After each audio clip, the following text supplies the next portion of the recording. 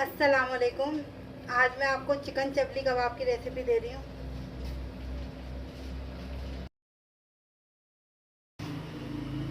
1 kilo हमने chicken लिए। 1 चमचा हमने कुटा हुआ धनिया लिया है, साबुत कूट लिया था उसको। 1 चमचा हमने पिसा हुआ ज़ीरा लिया है और 1 चमचा हमने गरम मसाला पाउडर लिया है। 1 चमचा हमने कुटी हुई लाल मिर्च ली है। 1 चमचा हमने लाल मिर्च पाउडर लिया है और 1 चमचा हमने नमक लिया है। 1 प्याज लिए और 6 हरी मिर्चें लिए हैं और आधी गड्डी हमने हरा धनिया लिया है। 2 चमचे भर के हमने भुना हुआ बेसन लिया है। 1 चमचा भर के हमने लहसुन अदरक का पेस्ट लिया है। अब इसमें हम सारे मसाले डाल देंगे।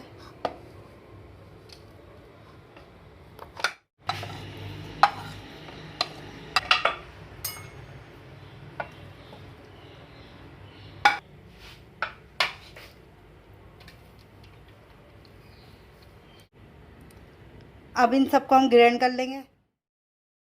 2 चमचे भर के इसके अंदर बेसन डाल दिया। भुना हुआ बेसन है ये। 1 चमचा इसमें लहसुन अदरक डाल दिया।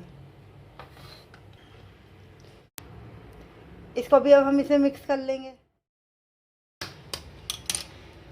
इसे हमने ग्राइंड कर लिया। इसमें अंडा डाल के एक बार चला लेंगे।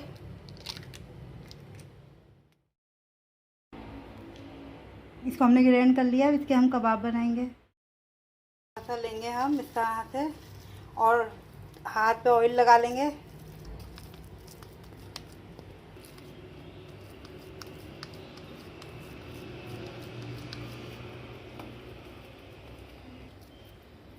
इस तरह से हमने बना लिए हैं। आपको जितना बड़ा साइज़ पसंद हो आप वैसे ही बना लें। इस तरह से हमने तैयार कर लिए हैं। अब हम इसे तल लेंगे।